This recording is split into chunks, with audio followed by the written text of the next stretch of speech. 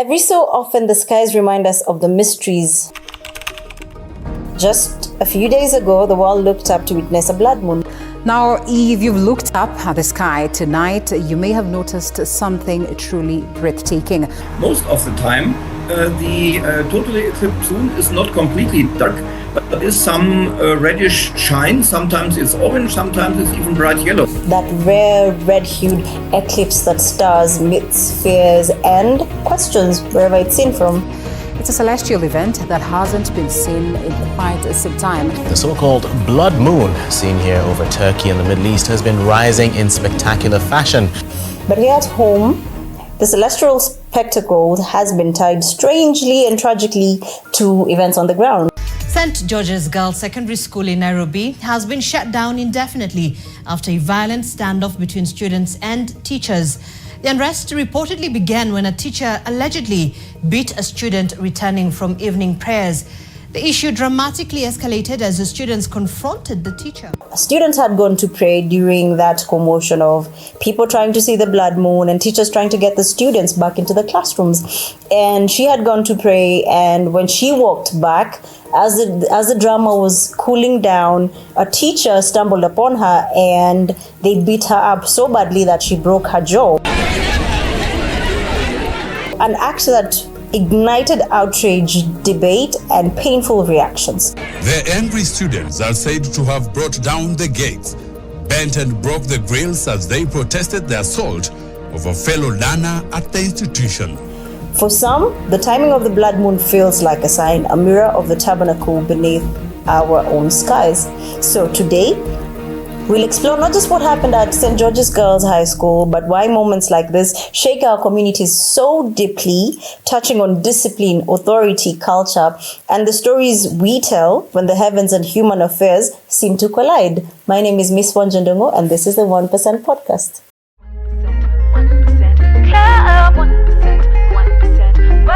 1% love. So, Sule, do you want to tell us what a lunar eclipse is? Because I believe that was a lunar eclipse, right? And tell us the difference between the lunar and the solar eclipse. Yeah. Right. So, when I was in high school, one of my best subjects was geography. Fantastic. And nakumbuka when we were kids, tukiwa watoi, tulikuwa tunaambiwa ufai kuangalia hiyo nini hivi directly na macho utakuwa blind. I remember, yeah. Actually, lazima mweke maji kwa besheni ndio muangalie hapo. And by glasses.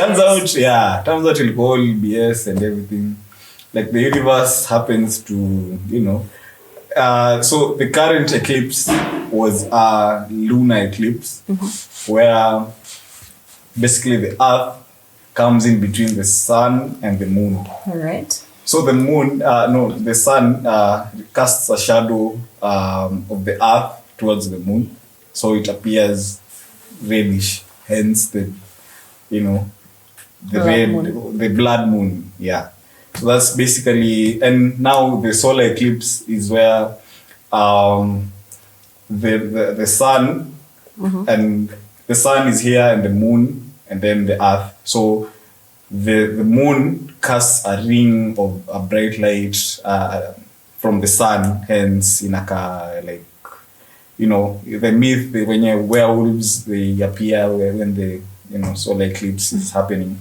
So basically solar is not red and lunar is red, so that's like a creative distinction, observation distinction that you might make when you observe the eclipses.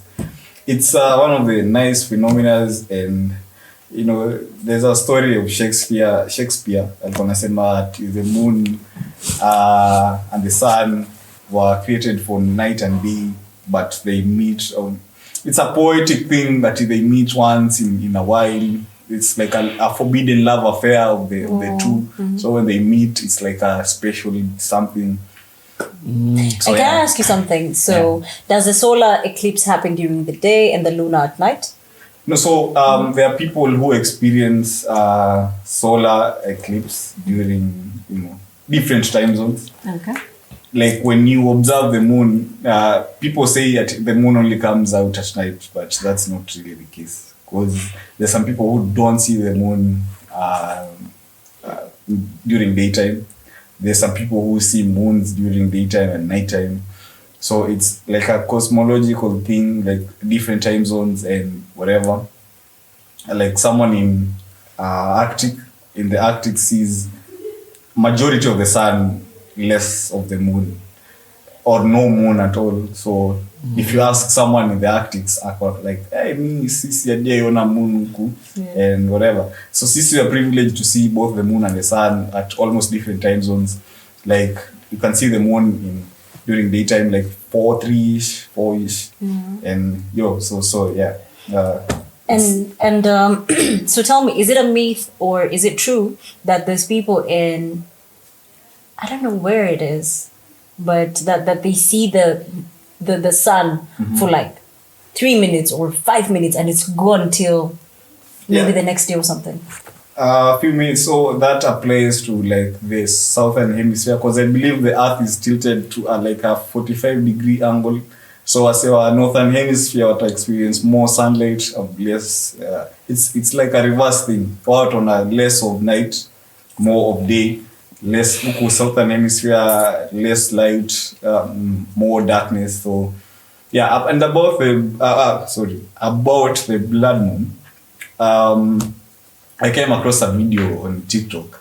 So this mama alikuwa anasema the Samburu and Masai community walikuwa wanaangalia, they were outside observing the blood moon, and they were saying that the moon is going to explode or disappear. It's going to be swallowed by the sun. So all the guys were outside, walikuwa singing to the moon. They were trying to wail songs of consolement to the moon. Don't worry, this will pass, blah blah blah. They were like concerned about the moon and everything. So I mean, you got me thinking about our ancestral, lineage or beliefs, like because easy beliefs are solar and whatever, the new things that we are learning in school and in the Internet of Things. Like we need to question ourselves more and lean towards our our ancestral views towards all these cosmological things that are happening. But the sad thing is we have less information about that and more information about these new things that we are learning every day. So yeah, that's basically it. And yeah, maybe I found that so touching or heartwarming, because how do you, because si mtu tu anamka asubuhi na kuja kuimbia moon ati why is the sun doing this to you, blah blah blah. It has to, they made like a sacrifice or something for the whole occasion, and they sang throughout the period back at the moon regains its shape and whatever. So is it that I say wako like behind technologically, it's us who have been wired to see the world's advancements and whatever. Sasa hapo kuna like a disparity. What do you guys Well, for me, I think science, religion, and culture don't go hand in hand. Because how science says humans evolved from a monkey or whatever creature that was, and then religion is gonna say we were created by God. That's where we came from. And culture, like in the Kikuyu community, they believe everybody is a product of a man named Gikoyo, and he had a wife called Mombi, and they had 9 daughters. And I don't know what community believes that they came from a knee. The Ma community, they believe they came from a knee, and so many other communities believe that they were made differently. So you see how somebody that holds on to culture would look at that. It's different from how a scientist is going to look at it, and it's also different from how a religious person is going to look at it. Because I'm pretty sure if we check online, we will discover that some religious people had some things to say about it as well. Yes, because maybe it's not as pronounced as, everybody knew there was going to be a blood moon, but there's other people who probably had more details on the same, depending on, those grounds, culture, science, and religion. Or what do you think, Jeff? Sina maoni. Niko na a lot. Niko na a lot. Kuna discussion fulani ilikuwa na madam fulani akisema there's something happens when a lady on her piece and that shit happens. If you are, I don't know if you are aligned spiritually or you believe in certain shit, it's very easy to be granted what you wish at that time. Say that again. No, like please say that again. She said, a woman's Miss V is a portal. Okay. Yeah, and when you are on your periods, when that shit turns red, blah blah, that whole phenomenon, it can happen, and you are aligned to the universe. It's very easy to be granted your wishes. Okay. Yes. Okay. But now kuna kitu amesema ya Shakespeare. That ni long distance. And you guys meet, you know, once in a while. Mnakosana, moja analia. I don't know how true that is. Juu sasa ni kitu nilisikia hiyo juzi na najua si dem. Sasa ningekuwa dem of course kuna vitu kadhaa ningekuwa dig about vitu napitia. Unajua kuna vitu zingine ni ile knowledge tu kidogo where I can get knowledge niachane nayo. Siwezi sema how true unless kama kuna view anajua ama kuna mtu anajua hapa tuambie kama ni ukweli. And kuna wakati fulani was it when I was in primary if I'm not wrong, sola ile sola ya kukuja giza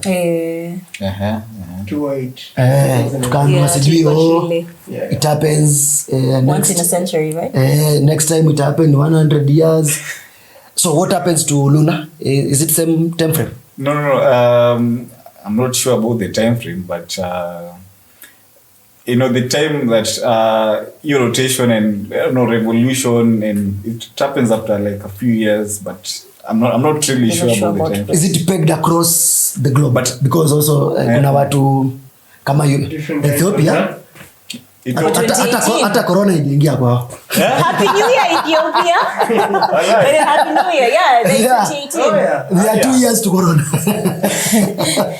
No, but you see, so corona is counted to them like it happened in 2000, and that's 5 years ago.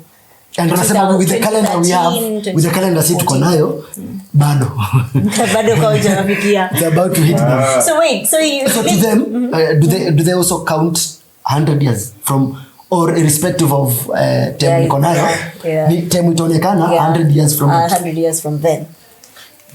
Because also I understand and want Sule to tell us also the Muslim calendar is different. You guys are on what year? I think 1445. You see? Yeah, what are Ethiopia on 1445. 1435. 46, 45. 46, 45. When do you guys have your new year?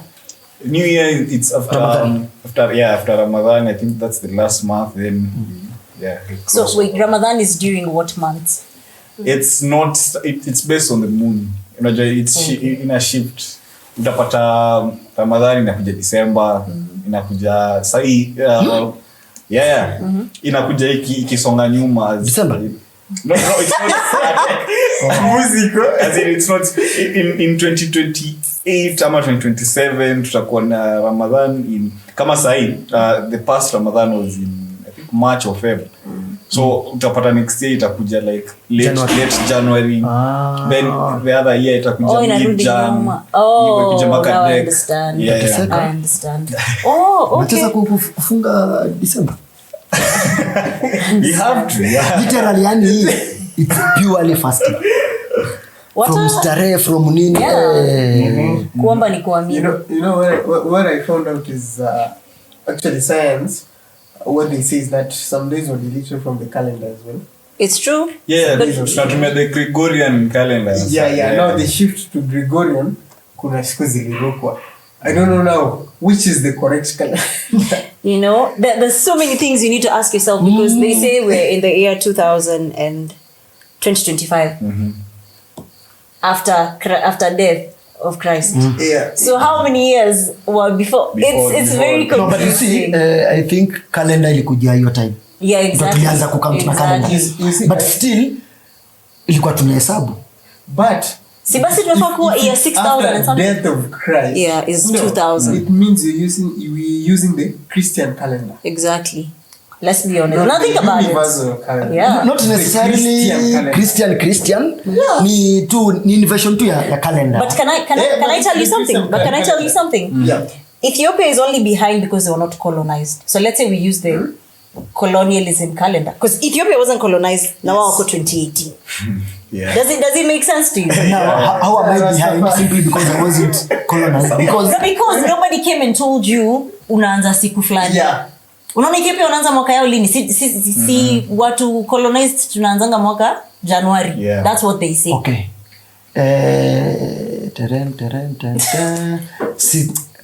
Okay. Yeah, Selassie. But Selassie.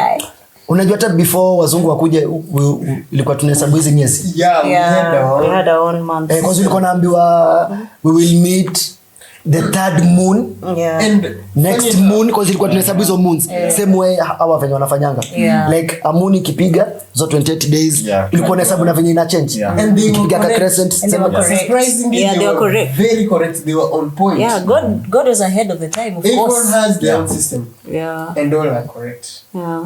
True. By the way, let me tell you, I kind of feel But like... time iko na mystery mingi kama mtoto pia. Yeah. But then again... Utapiga miezi 9 tumboni but ukitoka wanziwe tena. I'm like, okay, miezi 9 imeenda. But then again, Nipiga miezi 2, nipiga miezi 3, nipiga wale walipiga miezi 7. Nipige tu miezi ingine 3. By the Nipige way... mwaka. Wale walipiga 7. But you know, is it in Japan or in Korea? I think they count even the months you're in the stomach. So a Korean tells you their time or their age since they were in their mom's belly. Because think about it, you are already an existing thing. So you were born 9 months old. So by the time you're turning a year old, then you're 1 year 9 months old. That kind of makes sense when you think about it. But then again, I feel like life is like mathematics. Ushaifanya maths ukapata answer yako, yakapata answer yake, mimi nikapata na huyu akapata. Ni correct. Ukiangalia ni correct. Dunia correct kwa marking scheme. Na sasa alafu kuna marking scheme. Na marking scheme ni god. Nyinyi mkipata 12. Mimi nilikuwa kuna 2.5. Ayo hapo si 2.5 men. No, let's but let's come back. Tukifikiria historia ya shule. Can we also attach it to whatever happened kwa Catholic fulani? The Kanani was slapped. No.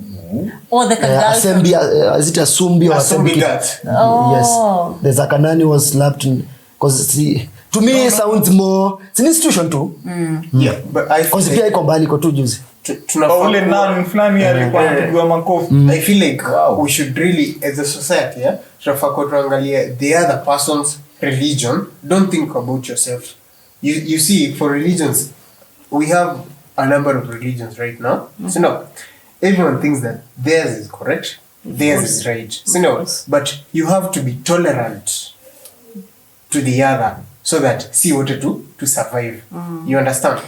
For example, Coexist. mimi sasa, my religion is really different. Mine is scientific. I call myself a scientist.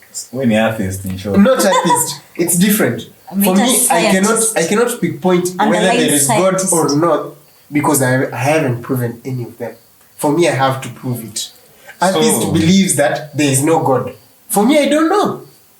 I don't know if there is. So you're in a gray area. Yeah. So are you a scientist or are you from a place of ignorance? I am a scientist. I am really willing to find, and I hope I do According find to your out. scientific research, umeona nini sasa what's out there? I don't know. But now you see, I have to prove it. No, when you say you don't know, it's not more based on it's not a scientific thing. It's based on the knowledge I have. No, scientifically, you see, I don't know what I have. scientifically, even what we have in books, okay, there's something she said about myths on how creation from different community. Yeah. We believe we came from this. Yeah. Also, ukienda kwa science, there's what they would say about The a cell. theory. that developed from nini all the way to a full blown human being. So ukisema wewe hujui kabisa, I can explain. it's more from a point of ignorance and like scientific, because scientifically kuna kitu iko. Yes, the scientific part is that Kwa sasa wacha tukuweke Charles Darwin. To originate from hydrogen and oxygen reaction and carbon.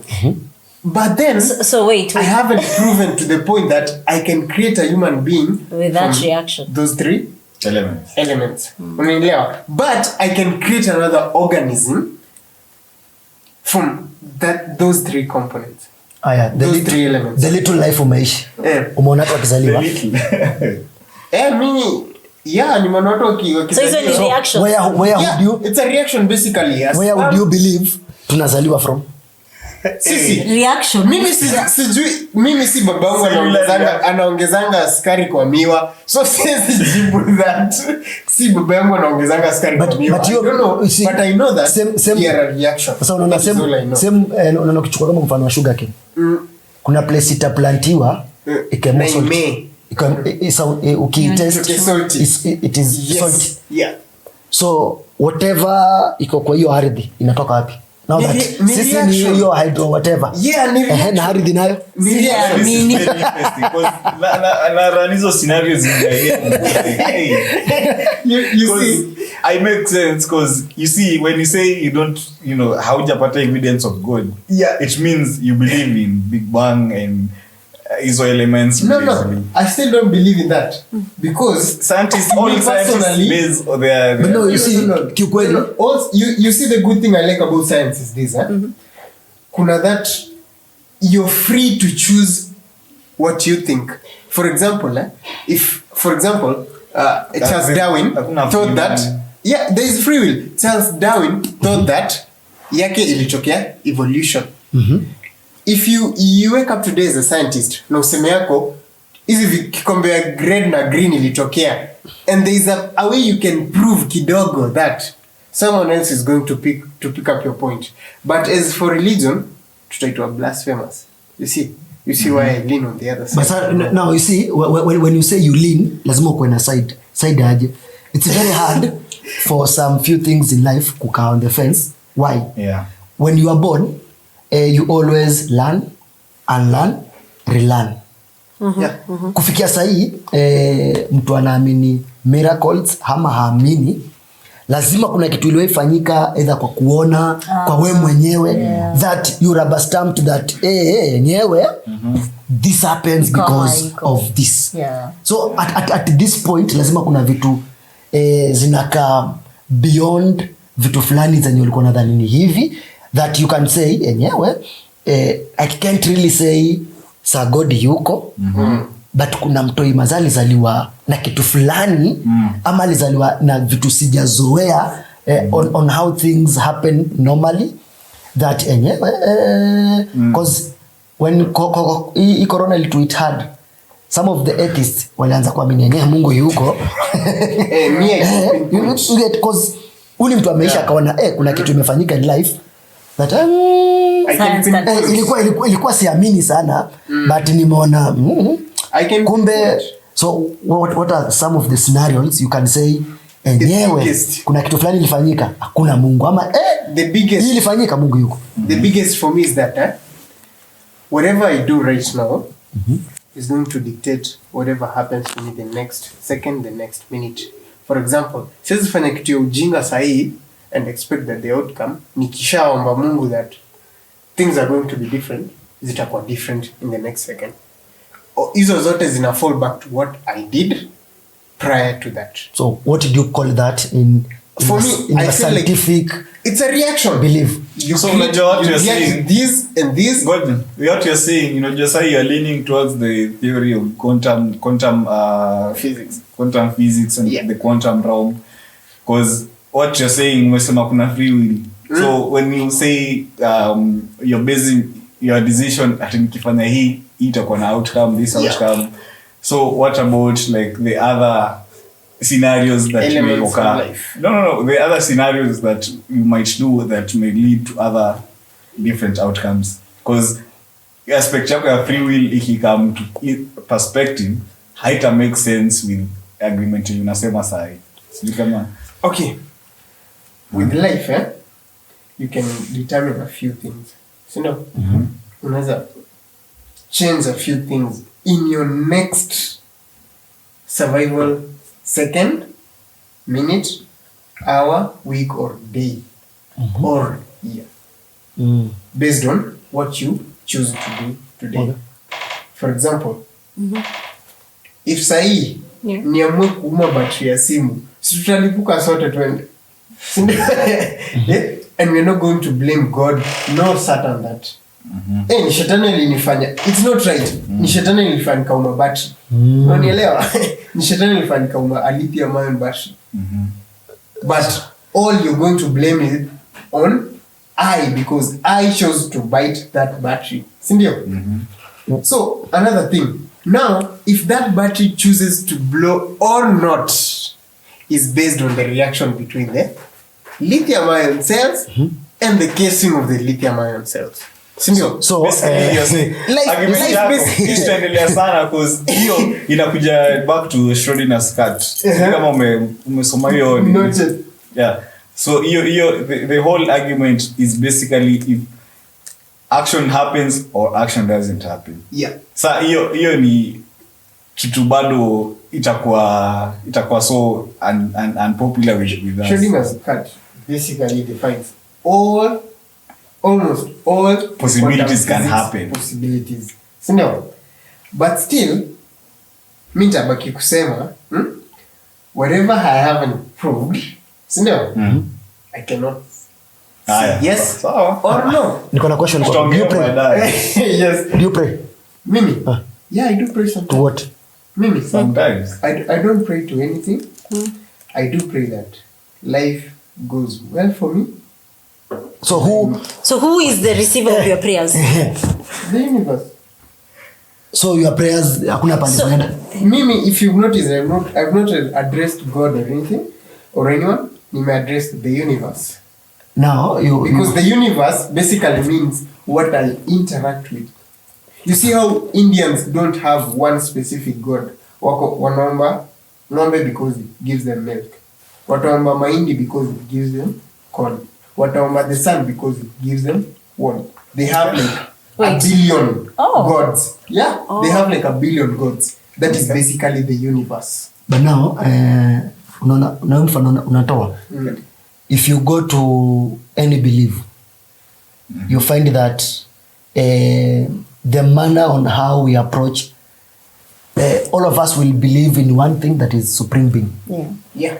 How we approach it is different. Is what differs. Yeah. But then Muslims again also would pray this manner, Hindus this manner, Christians from different denominations pray differently. Yeah. But all of us would agree that we are approaching a supreme being. That God.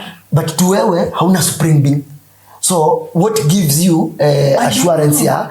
If I pray, I will be answered. I don't know. Because you see, ukiachilia tu maombi suspended in the space. I don't know, because I don't know who answers my prayers. It's the universe. And the universe could be you. It could be this cup. It could be that bulb. That is the universe. That is why we call it a universe. Universal. You see, for us, hatuna a specific supreme being or anything. You just hope that it's more of hope than prayer, because you just hope that life is going to be linear on you. The next. Let me ask you something, Brian. Yeah. So do you guys gather for prayers? No. Do you have a place of worship? No. There's nothing like that. How do you know your fellow? Munaitwa nini sasa? Universal. I am not an atheist, because I cannot prove to you that there is no God. But now, I do not believe in God, nor don't I believe in God. Mimi niko tu hapo katikati baba. Mimi until ni prove. So Mimi sijui. Okay. Ever met mtu wako kama wewe? Mimi. I don't know. And I hope not, because it's, but lazima tukue, unaona kama sasa. You hope? I hope not. You see, because it's going to be conflicting, because picture this. According to the society, wazimu fulani na wazimu fulani It's going to No, it's not wazimu fulani to wazimu fulani. it's going to be this is what I believe that. This is what I think A happens as a result of A and B zikiunganishwa would give me C. Sio ndio hesabu yako rahisi kabisa. Yeah. Si ndio? Does your girlfriend believe in God? Actually, That's a personal. No, but yeah, I'm curious. she's spiritual. That is what I know. Okay, sawa. I don't know if she is religious, but I don't think so. Okay, sawa. But then again, let me ask you a question. Ushtukangi ukapata umesema guy umeita Mungu wetu. Muita because of what the society So pia anyway, predominantly define me to, because so you as you may think, you may think, as you may think, Exclamation I was mark. raised in a You Christian home. family, Oh. Christian Okay. family. So nearly grew up to the belief that kuna God. Oh. But at some point, my mind was like, At what point did you change? I'm interested. Mimi. At what point and what resulted to that? I started questioning when I was maybe 6, 7. What happened? years old. What happened for you to kusema enyewe mbona kila mtu anasema tu tupige makofi, tuende hivi, tuombe hivi, to fast and pray because you are from a Christian family, ndio? Na hizo ndio vitu si ufanya. Tuende church on Sunday ama Saturday. Nikwambie, I ate a wild fruit. Funny enough, I ate a wild fruit once. Zile za msitu. And I felt really ill. So, then I was like, but nilikuwa nimeomba. You understand? When I ate that fruit, I was hungry. But niliombea. So that was your turning point. No, that was part of Your turning point. Yes. What was the exact turning point? I don't I know. make it only exist. I once fell ill in high school, like to a point that I couldn't walk. Like kabisa, I was crawling. Yeah, and nilikuwa na crawl, and watu, you know, it's 6 a.m. on a Saturday. Watu wanapita tu, and you know, I'm like, Mungu nisaidie, sitakufa leo, you know. And kila mtu ananipita, even the people I know. Then I was like, Mungu niko na wewe leo. So I used to walk, kama kuna tembea na wall, nikifika hapa na naanza kucrawl. Nafika kwa ile wall najishikilia. Then niko naenda washroom. Nitafute maji ya kukunywa. You know high school how it is. Sink ziko washroom. So ilifika mahali wall ikaisha. Alafu you know kabro, kunaitwa kabro. Kabro zikaisha. So ni mchanga. Then I cannot walk nor can I crawl through the mchanga. Na bado nangangana kuendelea, but there is no way out. Then I started turning back. Nikakuja nikajiekelea kwa kitanda yangu pale. I had maji ya kuoga nilikuwa nimeweka chini ya kitanda kwa basin. That is what saved me. Nikakunywa maji ya basin. So no, funny enough, that is what saved me.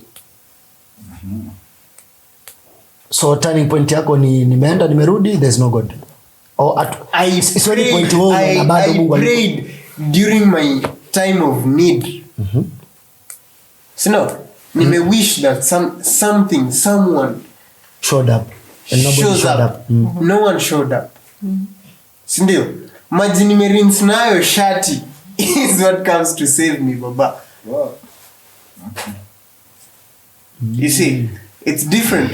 Maji nimerinse nayo shati is what saves me.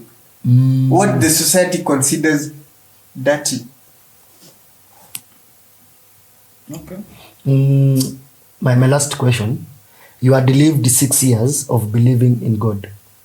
Not really, because nilikuwa nafosiwa kwenda Sunday school. But still, I didn't like going. Okay, wacha tuipatie percentage hata kama ni ndogo, that ile kitu ulikuwa na to you sounds more subjected. Yes. Unlike venye tu ningeamua. When you are subjected to believe there's God, there's a percentage of you that believe. That's why uliomba na ukaona atokei. So for you 6 years, hata kama ni 10% you believed yuko na ikufanyika. Then you had other 6 years or mpaka sahi that you don't believe in it. Would you paint a picture ya wakati ilikuwa naamini hivi ABCD would happen, but the moment niliamua faka kuna kitu acha niishi maisha yangu, vitu zikabadilika? Yeah, sort of, because for me, I started acting more on what can I do to prevent future disasters? What can I do to help me sort out my next problem, more than expecting that I'll live through the second, then the next second, something magical will come up to me. I have to work on myself right now to plan on the next minute. That is what I say basically. Okay. So this conversation can go on and on, and different people have different beliefs.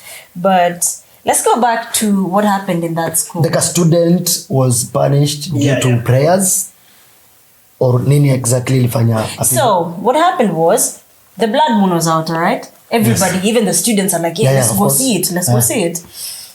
In your thinking, or as a grown-up, ukiwa mwalimu, had I been that teacher, I'd tell people, let's meet at the parade ground in order, with some decorum. Let's meet. We observe it. We are going to observe it for 10 minutes, and then everyone can walk to class properly. Okay. That would have prevented those kind of things from happening. Sometimes, teachers are so strict on kids, mpaka inakuwa ni kama sasa ni jela. Ni vita. Yeah, because now the students had gone out. Ile changu, wacha tuende tukaone. Kwa hiyo harakati ya kuona, this lady, she's Muslim apparently, it is alleged, had gone kuswali. Alikuwa ameenda kuswali, ni masaa yake ya maombi. So kumbe, unfortunately, masaa ya maombi imekuwa na masaa yenye scandal ina happen. So tunajua walimu venye walikuwa wanatufukuza, enda, kila mtu ana run for their lives, shushu wako kwa class. So unajua mwalimu akipatana na mwingine, ako like, na wewe bado unafanya nini nje? They don't even wait to hear where you coming from. Maybe you are unwell. Let's say this student had diabetes, ametoka kupima sukari 2 hours after the meal, a record. Hata umuulize ametoka wapi, ushamvuruga. And then it was so bad. And tell me, kwani mwalimu alimpiga aje that alivunja jaw yake and the student had braces? Hiyo ni vita gani alimpiga mpaka akatoa damu? Does that even make sense? Wow. That is what I meant by let's be tolerant to the other person. No. Let alone just tolerance. Normal human things. Ungemuuliza na wewe umetoka wapi? Angekwambia nimetoka kuswali. Hiyo story ishe. But sasa yeye aliamwacha nimpige kwanza because that means akusikiza umtoi. The gender of the teacher and the student. Let me see. The student is for the student is female. For the nun, girls school. Yeah. For the nun is nini. Both were females. Oh. So for the St. George's, 1 second. Wow, actually, I jalishi because violence ni violence. You see, I have a similar. Kasi mtoi wangu, bro, like, okay, hata mtoi wangu siwezi mfikishia hapo that level of violence. Okay, me, I'm a firm believer of don't spare the kid and spoil the child. Spare the road. Oh, spare the road. Sorry. Yeah. So, the squeeze that you are doing condition that I've had the same experience. But no, I'm not advocating for violence. Don't get me wrong. I've but had the same experience. Okay, in this context, you ni violence ama you hata ni. I think also Dulma. It's easy to look at it on the surface. Ikae violence, ikae nini, but you have asked yourself, I'm not here to be the devil's advocate, but for a moment there is a lot underlying kwa life ya huyu mwalimu kuwarrant kikweli, because all of us tumegrow kwa hizi mashule, we have been subjected to punishment za kuchapwa, na kuna walimu walikuwa wanaenda a bit overboard, of course. But kiukweli ingekuwa ni tu kose kukaa vizuri, umepigwa mablisters huku kwa matako nini kwa mikono. But you see, pali fike mazee na kuvunja, pali unavunjwa mifupa mazee kidogo, ni noma. Najua ni noma because hii na katu ile kawaida, unajua kawaida ilikuwa unatembea na kafimbo kako, ukikupata nyosha mkono, ni kekenzi zako 5-6, kimbia class, lala chini, shika vidole, upigwe zako ama kesho kujia slasher, wende feke wapi, kujia jembe ukatoe kiki fulani. Kufika hapa coming to so my experience with that high school setup was this. So nilikuwa asthmatic in high school. So I didn't used to participate in sports. I used to like football, but I never played football because I was asthmatic. So no, then during sports, so nilikuwa excluded from taking part in activities. Then came a point that everyone knew that I was asthmatic, including the principal. Then comes the point where I have to deal with a sports master. Nimekutana jamaa randomly. You know, it's a random day. Mimi nimetokea zangu miwani zangu nilikuwa nerd vibaya sana. Nilikuwa zile miwani za circle, you know. Nimetokea. Mimi nimekuja kukaa kando because that is what I used to do. I used to witness the other people taking part in sports. Yeah, I used to witness because I couldn't even run. Oh yeah. Like a distance kidogo nishahema natumia inhaler and all that. Then out of nowhere jamaa ametokea and like pa wewe mbona ukimbia? Mimi niko asthmatic, mimi hata sikimbiangi. Miwani zangu zishavunjwa. Like amenipiga kofi niko what's up? Nikaangukia Meroni. Silisikia nikaangukia Meroni. The next thing I did mimi nilala tu chini. Simple, mimi nilala chini. I can't run. Nikikimbia bado nitajipata OC. What do I do? Nilikaa tu hivi chini nikafunga macho. I'm like, just kill me bro. What can I do? Then kutoka hapo then Mr. Kawembe alikonga boarding prefect wetu. Kema kanibeba and all that, kanipeleka pale kwa nurse and all that. So nimelala chini. The nini gets called in the deputy principal of Patia, not academics. Ilikuwa inaitwaje? Tuition or some sort. Kuja kaniuliza nini? No, kulikuwa na academics na discipline.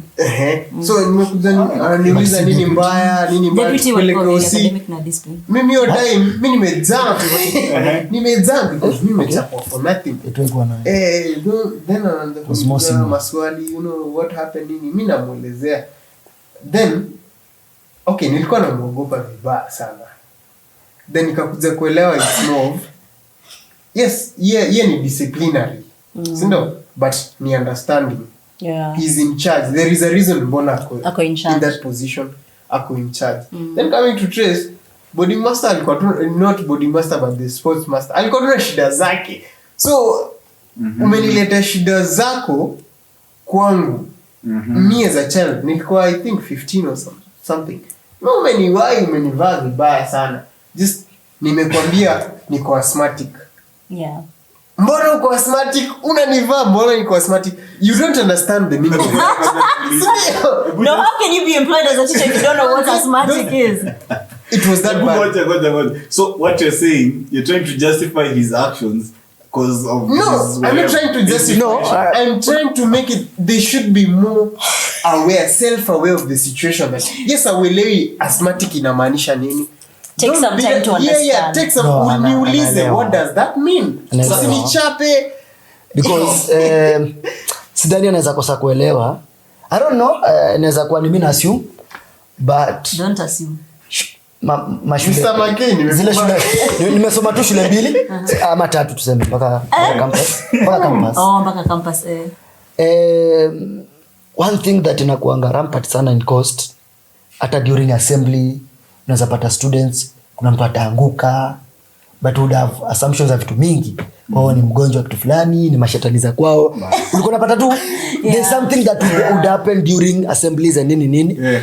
So for mwalimu kusema kiukweli ajua asthmatic ni quite because you know hizo allergies watu asthma watu nini.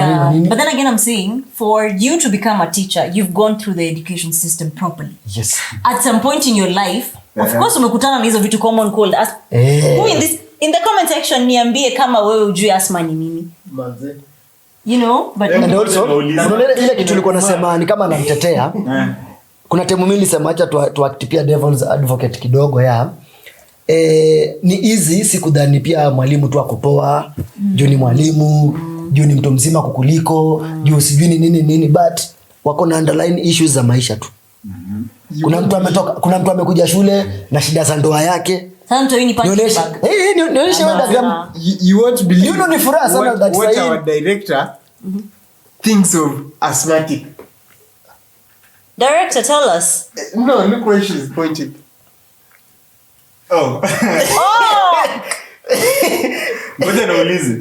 Sasa according to you, unajaribu kujustify the whole. No, I'm not trying to justify. I think No. You guys were self-aware. What I'm advocating ni lenient.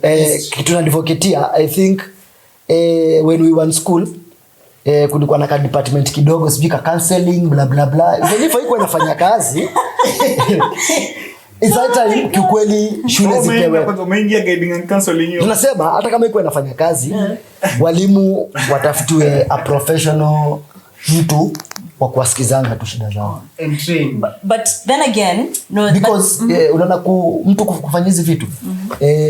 Mimi shule nilisomea primary, ilikuwa tunaletewa walimu wa shanzu teachers sana.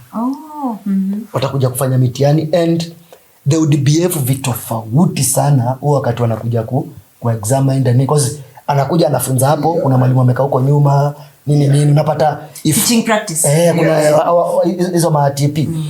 Kuna mtu akipiga kelele inakutoa max, unakuwa unapata before hata wakubwa wake wakuje, they would come and ni kama ana beg. Wazee naomba kaka kama mtu ajui kitu. Unaona kuna wale wanafunzi tu kwa tutanyosha mkono. Niseme kitu ya like ama ongeze best kitu tu ama mtu pige tu kelele aziko alikuwa anasema mazee naomba tu hiyo siku tupige hata decora. Do you know kuna katata ilikuwa tukinyamaza poa tunajibu maswali poa hata anaweka kama kabasha yenyewe mmenipitisha mtihani.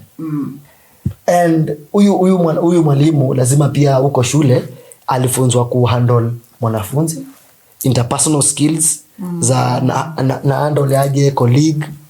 Hizo ni vitu sidhani hakufunzwa. Na kufika mahali kiukweli upige mtu design hiyo. Hakuna kitu kama hiyo. Hebu angalia KU walimuonga kwa KU.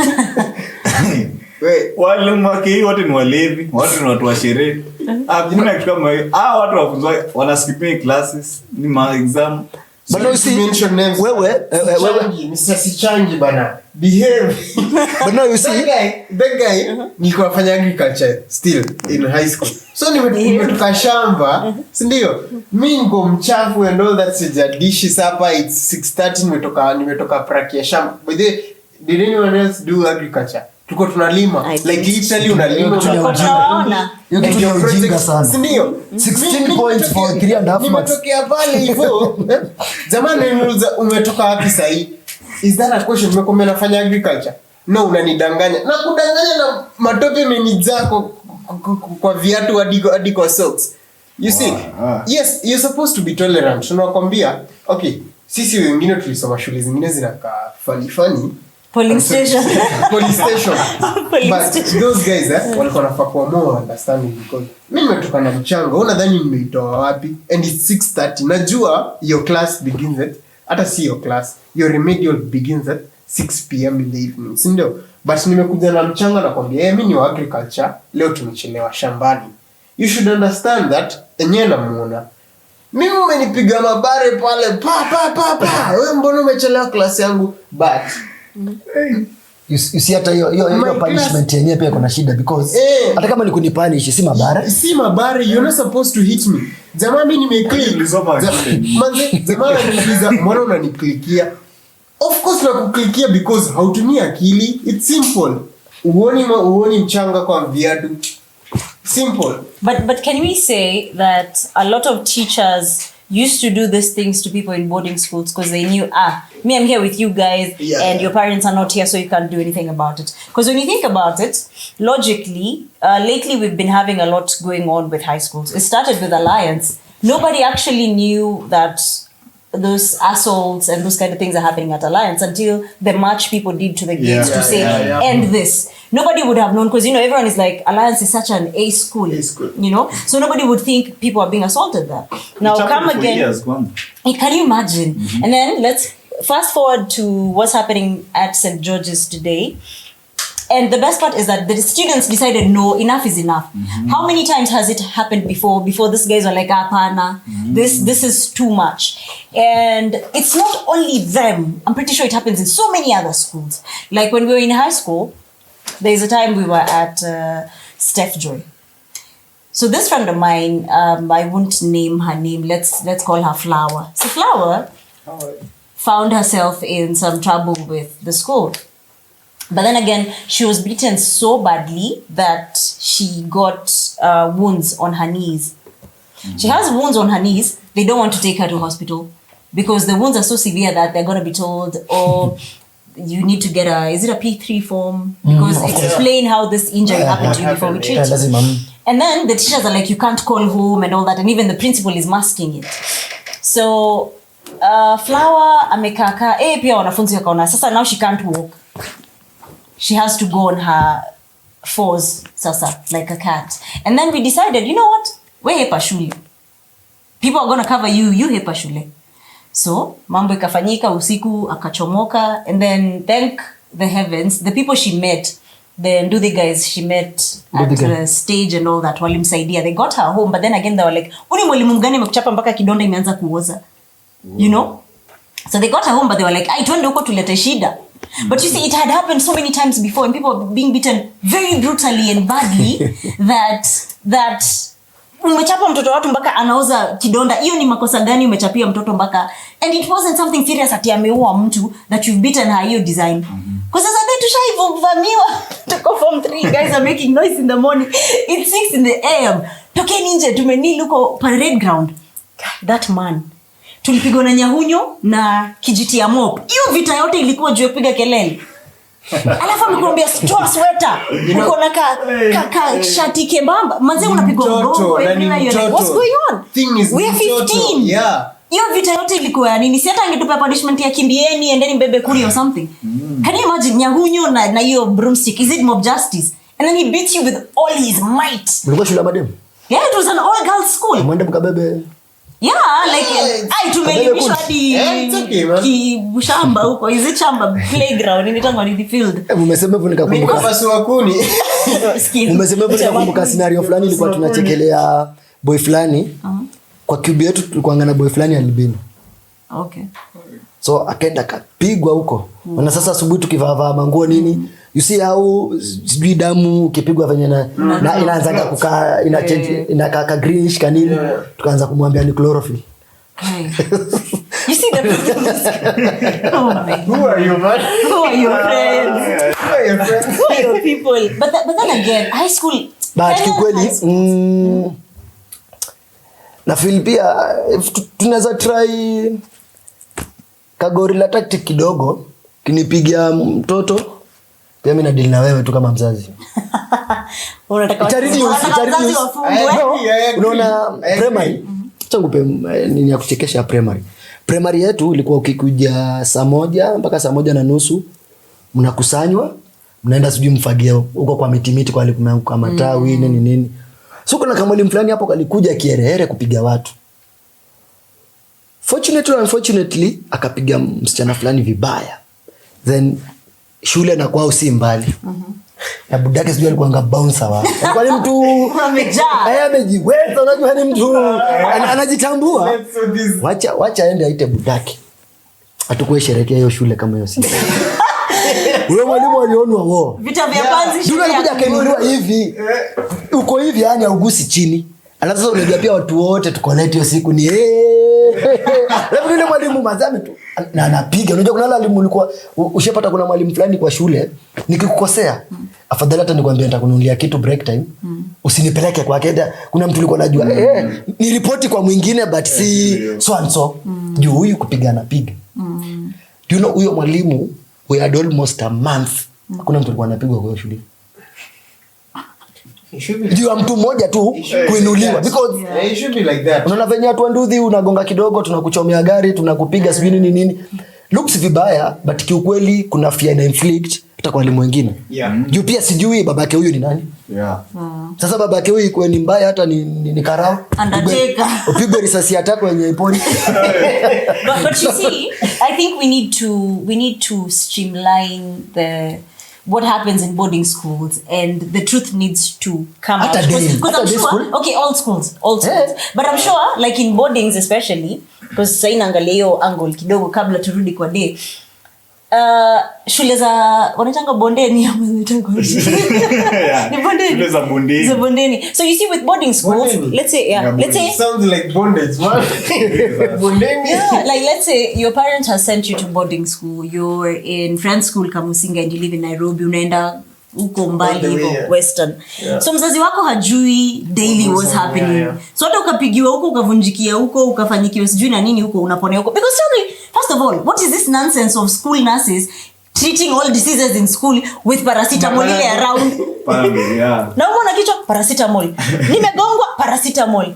Nahara paracetamol. Nimevunjika mguu paracetamol. Mimi basi mimi kwa vizuri. Mimi nishaikuwa na asthmatic attack. Paracetamol. I ran out of Ventolin nikapewa Panadol. Sasa mimi no, it's a serious thing. Thank you King God next. For what? I've run out of Ventolin. The school doesn't have Ventolin. Sasa sisi paracetamol. Nitafutie Ventolin sababu nimekomea natumianga Ventolin. Mbona unipe Panadol? Sasa shule yetu ilikuwa ngapoa basi. Ndio maana hata I think wengine tulianza usanii kitambo. Shule yetu kila Thursday ilikuwa unaenda nje. Ilikuwa tunajipeleka kuna kashule na kuna hospitali huko. So what happened is wewe ulikuwa find a way your Thursday kukamgonjwa. But sasa ugonjwa wetu ulikuwa ni ya kwenda kukula. Every Thursday tuko nje tumeenda kukula. Tuende Makoko tuzunguke. But you see what I'm saying is like parents need to be aware of what is happening. And also the PTA, Parent Teacher Association, needs to sit down and agree these are the punishments or this is the extent. Not being aware. Yeah. Because let me tell you a kind of situation like God forbid but it's parents kutoa ujinga fulani wako nayo. There's a stupidity nikikutuma shule fulani everything about them ni poa. Do you know kuna shule inakaanga hata star report. Mzazi wangu yani there's nothing ill about your shule utamwambia. Yeye anajua alikutuma Alliance upate grades poa, Alliance inapita, Alliance iko poa sijui kwa michezo, Alliance yani ukienda ukisema anything that inakaa mbaya. It looks like you haribia shule jina. No, but you see, then again venye nakwambia ni most parents don't usually know these things happen. By the time kama hiyo time situ litandikwa we stayed another 2 months ndo tuende home hata ulishasahau ulipigwa. You know, like it's not the first thing you're going to tell your parent. Tuko na mom. Sasa nikuchekeshe why inasema hivyo, inaweza kuwa ni example yetu. Kashule ketu kalikuwa kamejengwa na gava. Kashule ketu. Alafu ikapewa. Basi ilikuwa shule poa, juu hata ilikuwa na cottages.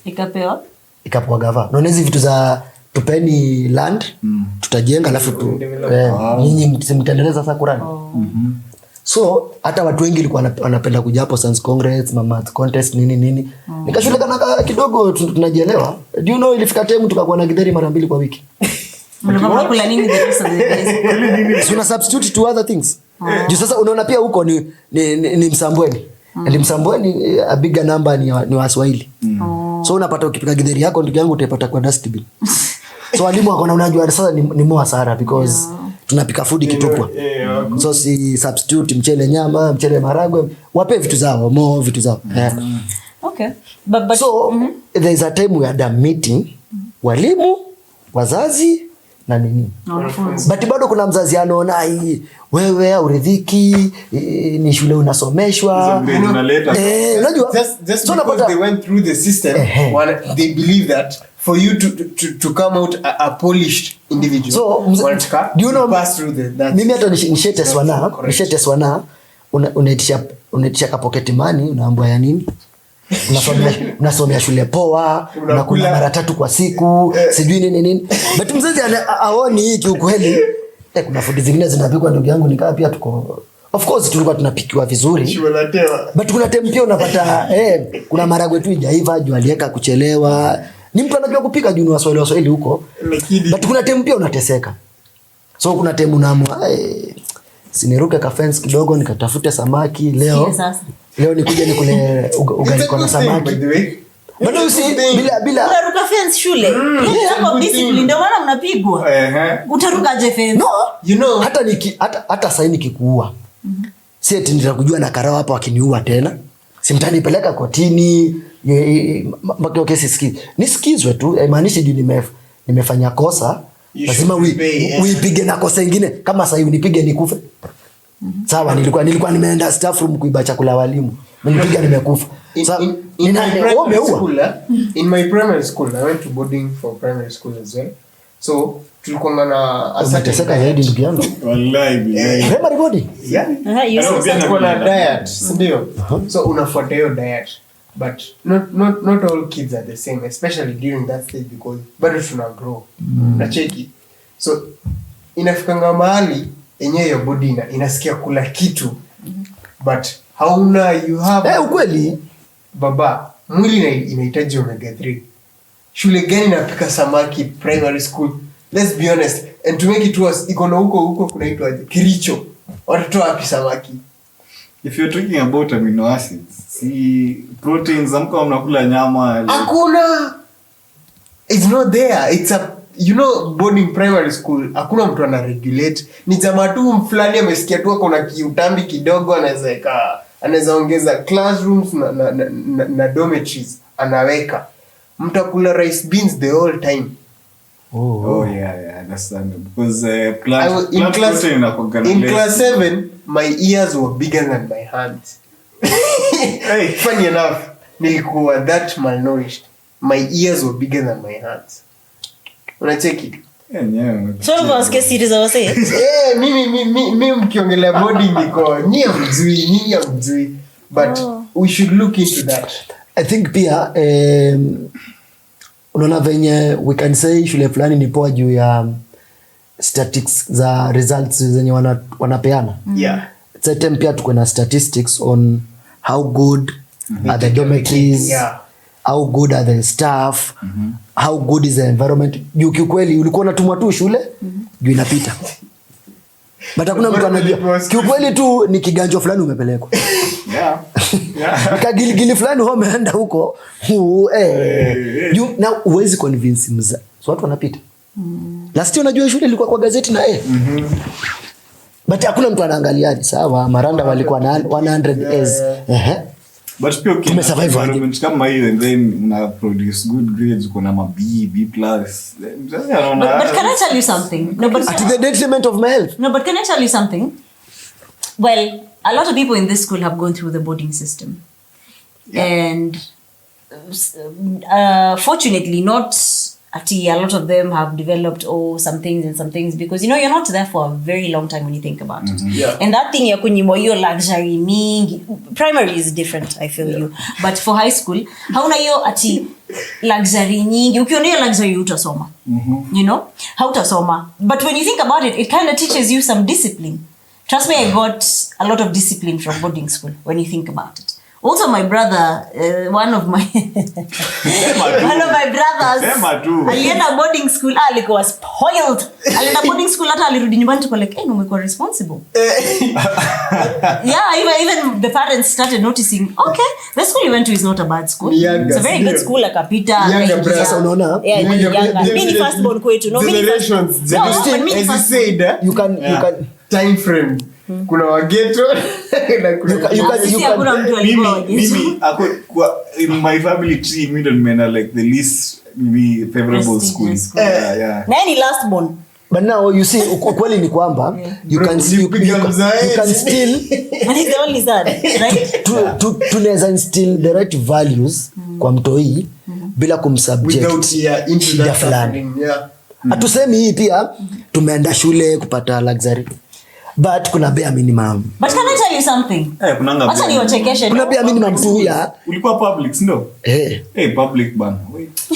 But kiukweli ni unaona we can streamline na kusema ndio kwa boarding you need ABCD. Yeah. Na kuna mtu anakuja kuinspect dormitories zinakaaje? Hizi ndo classes. Hapa ndo pale unataka kuweka watu 1000. Usiweke watu 1000 kwa kitu fulani madhara. You remember that school that burned down? Nikachomeka na watu ndani. A primary school. Oh yeah, pale in Russia. Yeah, in Russia. Yeah, in Nyeri. Why did that have to happen? Because no one was following up. Yeah. Why would you lock up kids in a dormitory? Kids. By the way, Yeah, under that the was age bad. of 12. That was bad. Because Why? you see, But then again, one second. The setup of Steph Joy was very scary, because Steph Joy is built as a rectangle, right?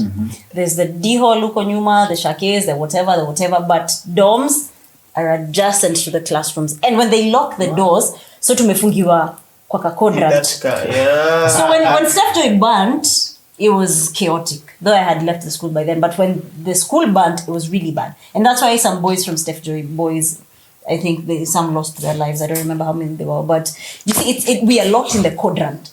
So unless upande shule juu uruke huko nje, gate imefungwa na hii mbele imefungwa, exits ni mbili. The Kenyan educational system. you see, So tunaangalia uko like if something happened, or unajua unfortunate things happen, Yeah. like stima short, mnaenda stampede to happen but now you before. see, It's crazy. why nasema Between kids. watu watumwe waenda inspect if this thing is conducive Yeah. for masomo, for health ya mtu, for mtu kukaa hapa for 3 months, because one in the event of outbreak ya fire, tunakimbilia wapi? Do we even have an assembly point ya ikifanyika hivi mlango kuwa hapa si nini vile unaweza push upita nayo? But then now that you've mentioned, Unajua? did you guys ever have fire drills and what in school? I don't remember. In the event of hii na happen, my 4 years of because school. Never. come to think of it, si school kuangana akina St John's ambulance zenye ungefunzwa kama huyu alikuwa asthmatic in the event inamnini, we can do a BCD kumsaidia. Were the teachers Unless present? Unasema tu kama hizo to inculcate moto ikatokea, ABCD is needed. Where do you find ABCD? Zinakuanga pale.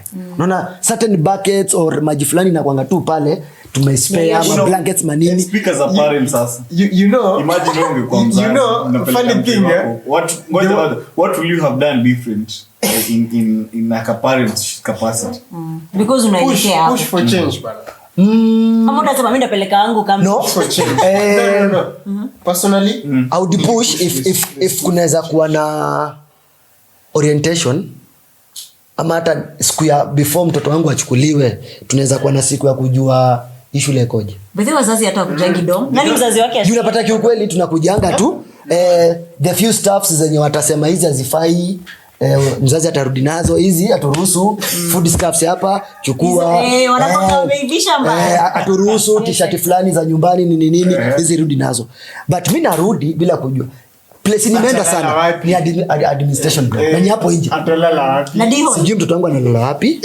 Klasi hata sijui nakaaje. Inaweza kuwa hata mtoto wangu niko na uwezo, nimempeleka place anatoka hapo na majigas manini zikinisaidiana. Jiki kweli there is a good number of parents who pay quite a good amount mtoto wake kupata education poa, but kitu wako subjected to it ni normal. Yeah. Kama tunaweza kuwa tu kiukweli tunaingia hii shule si uripoti, hata afadhali tu report mapema wana ojwe but now to the Kenyan parent, but what follows Miss Long na grades poa kwa nyumba, me I don't mind. Yeah, you see. So alafu health yake different because it's your kid. Would you have them sleeping outside? No. Exactly. If you don't want them having sleeping outside in your place, then why do that in school? Because honestly, in high schools, ni dormitories ngapi tuliona hazina dirisha? Unaingia dom yako bana, kadirisha kako hapo juu yako baba akalikukamita bana, ka upepo kanaingia ndio like unajua umekuwa mwanaume umekuwa sahi because of the hardship you had to face so that you can look at life ni workable because I would say it was very bad. It's workable because it wasn't very bad actually. No, shule mimi nilienda. But now your situation ya you did like the jaw thing bana hiyo shule mimi nilienda venye ilikuwa imejengwa naona classes zilikuwa zimefunikwa kabisa hizo nini dirisha. Ni poa sasa ni cost. Ni favorable. Na ni place unaweza jump 1 2 ukienda dom kulikuwa na utu tumeishi tulikuwa ngata green ndio tulikuwa tumewekwa kwa dirisha za dom. Yenyewe kiukweli hii hata ukisikia mwalimu ndio huyo unaweza pita nako ukienda. So you see such a thing na ilikuwa kubwa design pia atuta stumble on each other upate kuna mtu pia tumemuua tume step on ye the place tunaweza ruka watu kadhaa. You see there are things na tulikuwa na milango mbili. Na mlango ya nyuma na mlango ya mbele. Mostly walikuwa nafunga moja. You see so the Kenyan system with that at least mimi hata kuna boy alikuwa anamwambia juzi tukiwa set tulikuwa ngana shower shule anashangaa. What? Tulikuwa na shower shule hizo baba si kuona maji mbili kwa wiki. Sio kama ni kitu lijengwa na wazungu. What do you mean? Unacheki sasa the Kenyan system huwa ana treat vijana wako high school as if ni kama tuko prison, as if it's a punishment. You're supposed to enjoy education, not feel like unaforcewa because angalia sahi watu wa campus sahi si ndio wanakanga home, they feel like wakiwa on session is when they enjoy life in school more than wakiwa But can I tell you something? It should be like that, I think. But can I tell you something? You see that age between 13 and 18, watoto wanakuanga problematic. Let's be honest. High school kids wanakuanga tu. Mimi nilikuwa nafika shule. There's one day I saw somebody with a whole shisha pot in school and I had to stand there for only 5 minutes trying to think. Tulikuwa tunaingia shule tunafriskiwa. They take everything uliaje na hiki tu na vuvuzela na bangi and you wonder mtu ameingiza hizi vitu aje kwa shule. So hiyo age ya teenhood hata kwa nyumba mzazi anakuanga like well nitakufunga kwa mdia. So no, that's why sometimes they don't give you that kind of luxury. Lazima uwe kwa ndio maana tunavunjwa jaws because huyu pia amejiambia wakili yake huyu ni problem. Unaona the moment umeweka kwa akili ni problematic. Kwa akili ni problematic is when that means nikienda pale popote nikisema huyu alinisumbua zaidi. No, you need understandable ya but you need to know. But first as a grown up assess the situation. This is somebody you can converse with. First understand what's going on before you inflict pain and breaking jaws. Muulize umetoka wapi? Hata polisi anakuulizanga. Ndio jua kitu mbaya. Huyu demo alifunjwa jaw. Angekuwa boy. Hebu imagine ni demo amepigwa. You know hata kiukweli tu hata kwa society hata makarao venye wana handle demo boy. Inakwanga tu tofauti. Huyu demo amepigwa mpaka jaw zimevunjwa. So nataka kuniambia yani kiukweli ingekuwa ni boy ingenyamaziwe. Si angetoka hapa na bag za maiti. Ndiko kweli demu mpaka upige uvunje jaw. Mtu hata anaka more vulnerable. Let me tell you one thing, for kids. They wako angekuwa mwanaume like wana rebel against authority. So no, you should be at least understanding kidogo. For example, sahi tuambiwe tuwekee curfew sahi. Curfew ni 9. Wewe utokangi 9. Kitu cha kwambia 9 utoke just because kuna curfew. You know, it's like that for the Kenyan system. It's like that. Wanna feel as if ni prisoners of the system. Unanielewa? Uachilie kidogo. Those kids are going to do whatever you expect of them without you telling them. Yeah. Ni kidogo tu waambie, you know what? This is wrong. Jamaa unafanya nini at 9 PM nje? Unaweza dungwa kisu. Unaweza ibiwa, unaweza repiwa, unaweza fanya all that wrong shit like aufai kuwa outside. They're going to understand. Lakini wapige kiboko wataruka. Hao wanafunzi wengine walikuwa wapi? No, but that's what we're saying. But because, I think they walikuwa na rapta. Unaona walikuwa metoka kuona like a secluded. Angalia kama kampo. Bainani ulikuwa hostel ushalala. Si ndio? Because no one forced you to. Ulikuwa first year still the same age group. Si ndio? Ulikuwa high school 18, uko campus 19. No one told you in campus that by 9 unafaa kuwa kwa nyumba. But somehow you were there. So no, because you knew that or you are somewhere else. Amo kuko kwingine, but ukitoka unajua siwezi tembea, utaingia na nduthi. Unanielewa? Because you know that you expect something of the society. So no. Now, for these kids as well, wako under 18. But at least waambie that this is wrong rather than giving them punishment which at the end of the day feels like unawa enslave, unawa hurt. Tell me, why did that kid have to break their jaw? Of which it's something simple. Ni religion yake namwambia enda kaombe. Juu unajua hata ukitoa hiyo moon bado mtu alfa kuomba tena. But that's what we're saying. Juu hata sisi ilikuwa unapata hizo maombi za Uislamu tu. kuna timu angerauka before sisi aende akaswali tukuje tuingie preps za asubuhi timu fulani ya mchana aende akaswali hata usiku alikuwa anaenda kuswali kukiadhiniwa anaenda na swali anarudi preps. Let's try and understand something. Like most of the schools that allow Muslims to worship and do all that, some schools allow you to go with your hijabi and others do not. So do they allow them at SMG or they do not? Because I'm thinking if they allow, then she was wearing a hijabi, you could tell this is a Muslim. If they do not, you still should have asked. No, but there's some schools that were, but there's some schools in Kenya are just crazy. Because you need to find out. No, I'm thinking right now and I'm like, you need to find out, like this is a Muslim, then accommodate them. Because in our school, they used to tell them they can't come in with the hijabi, so ametoa. And then number 2, wanalazimishwa waende kanisa kudu. Nika mimi mchukue nipeleke msikiti naenda kufanya. Because that's how it feels. Umelazimishwa, una option. So they should have had, you see the way they were doing this nonsense for YCS and nini. Si wangeambia kila mtu aingie kwa the religious group zake. But ukisikia the fact that ikisemekana the wrong nini phrase, it shouldn't be tolerate but accommodate, because when you tolerate ilikuja ina wrong way. It should have been accommodate, because for example the hijabi thing hata kama mtu nje anatoka wapi hakuna kitu ili warrantio haikuna kitu ili warrant hata kama hata do you know hata ungekutana naye kwa fence akiruka muulize what's going on. haimaanishi juu nikidunda tu hivi chini kitu ya kwanza ama nikiinua ka fence tu hivi niingie kitu ya kwanza nilikuwa nikutana nayo ni bare ifai. Yani irrespective of how gross the indiscipline was, if there was any, there's nothing that could warrant wewe kupiga hiyo mtu hivyo.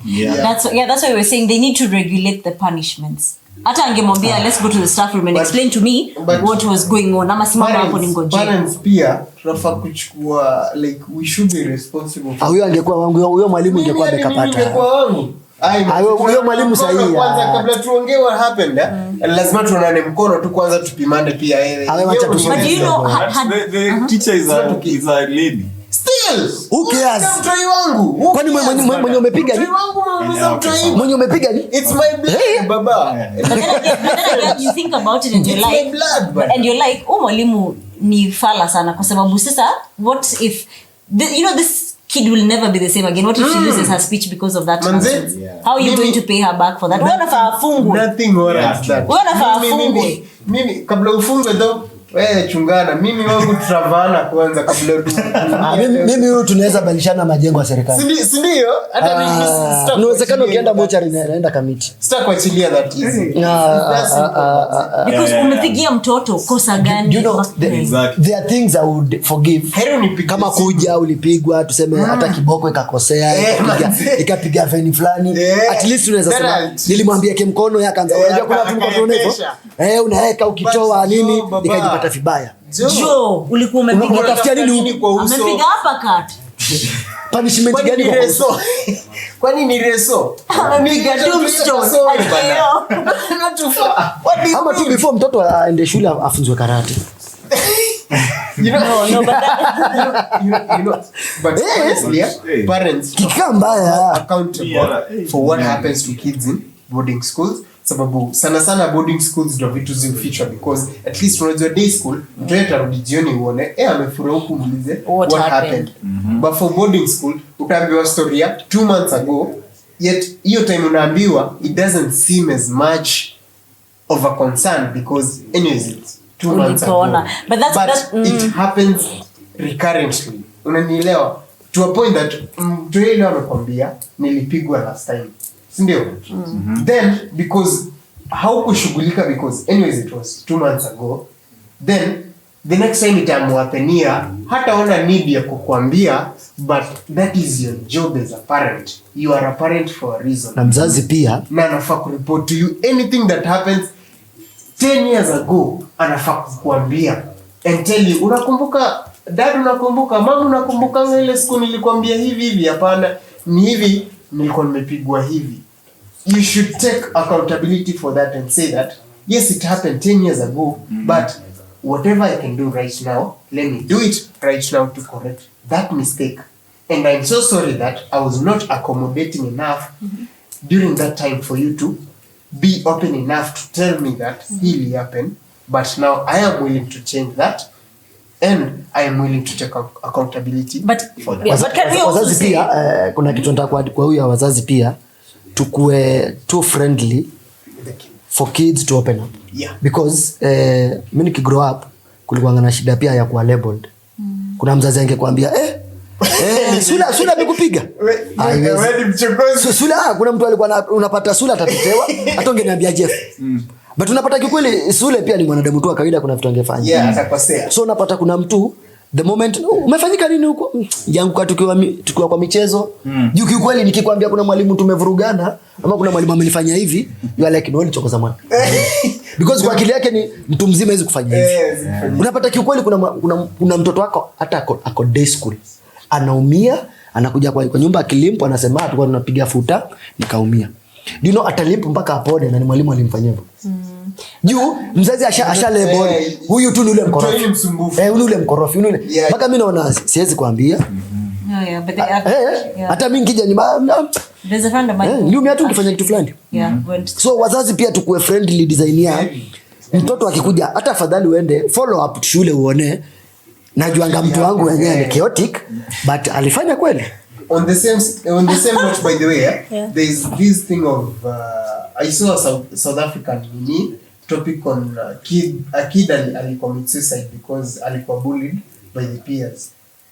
I feel like you should avoided because trying to communicate to the parent that nakuwa bullied by who and who and address your issue mapema na ingesotiwa before it is to a point where the kid feels like the only way out ni commit suicide.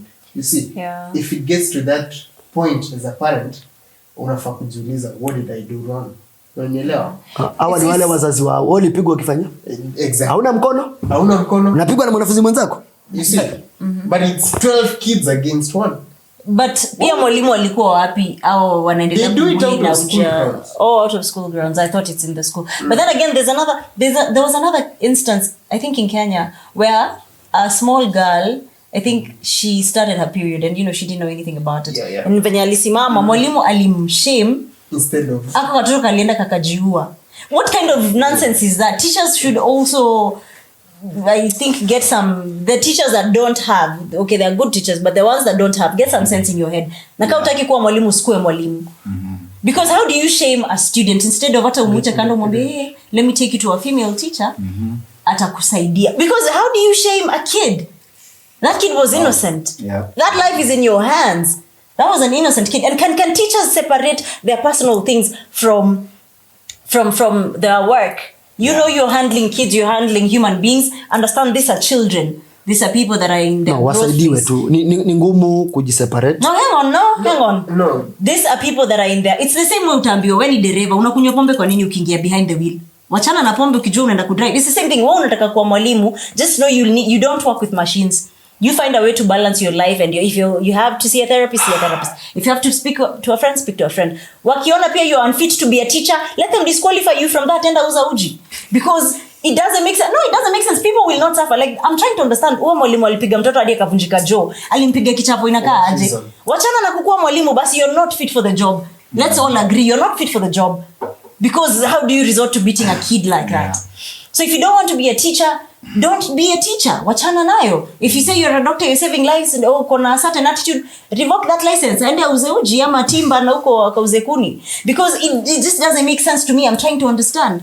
Because the same way, we go to offices every day, right? And when we are employed in different places, kuna ingine unaangalianga unasema hii acha niondokee na ni watu wazima. Ingine unasema hii hata sitakwambia. You read the room and understand how it's going on. I fail to understand how a teacher wouldn't read the room and see how these kids are. The brilliant teachers who would tell you these kids are slow, so I'll tuition them after. These ones are brilliant. I know how to handle these ones and these ones and these ones. Kuna watu wanajua ile kitu unafanya. But kama hujui ile kitu unafanya, wachana nayo. Huyu hajui. Wachane nayo. It's outright ajui because even whatever was happening is part of masomo. Ndio hiyo nasema hata wangewatoa nje, watu wa geography, this is the lunar. I don't ile kitu nafunzwa class sasa si ndio hii. Na wapange waambie na decorum, hata piga filimbi waambie sasa ina decorum. Form 1 ingieni kwenye form 1 wameenda, form 2 stokeni ingia kwenye. Form 3 because what I understand is high schools have like 900 people. They even cost us some learning moment actually. For that it was a learning moment. They should have taken that as a learning moment for them. Do you know what when in a year does that happen? Hii kitu hata wendi mbali ya class. Si utoke tu nje place uko kwa space tu muone. Then mwambie na go back to your class. Hata bila kuambiwa the moment ilikuwa inaanza kutani rangi mpaka ikarudi normal. Ungejiambia tu preps zimeisha niende kulala ama ni class. Ilikuwa during the prep. Sio nasema either way kuna time will take.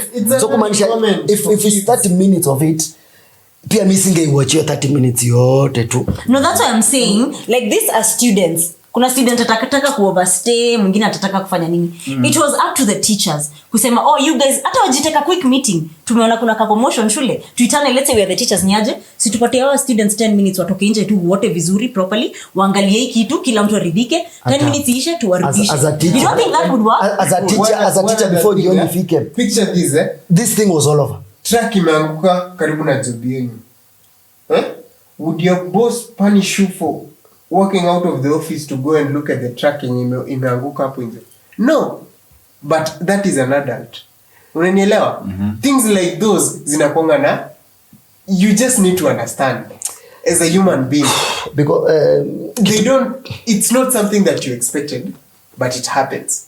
Let's be accommodating enough to let people enjoy the things that happen rarely in life. Si eti leo nimeenda kuangalia omena inaiva kwa pan. No, it's not something that happens daily. Si ndio? Mimi hata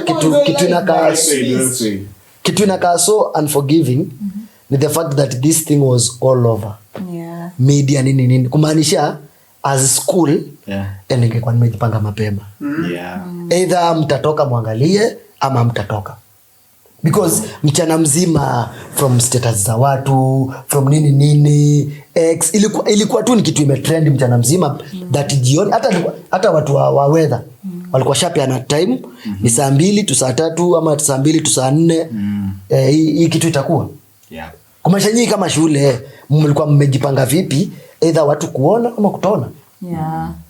For you kwenda tu round na kuanza kupiga watu like no, that's why we're saying there should have been a decorum. This is what is going to happen.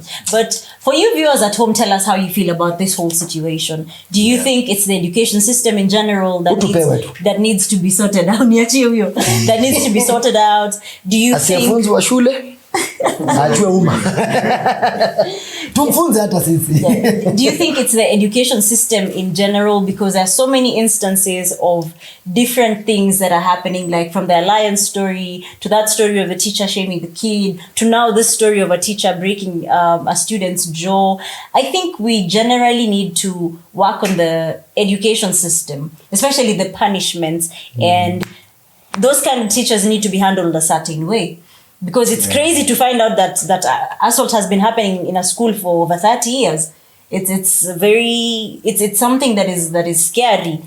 Because also in my head now it leads me to do these students go and tell their parents that it's happening to them, or why wasn't it flagged? Were they threatened? You're trying to understand how it happened. So you viewers at home, tell us in the comment section, engage with us on our socials and let us know what you think about this whole situation. And what do you think, or what actions do you think should be taken to make sure that going forward this doesn't happen and everybody becomes a happy student in school?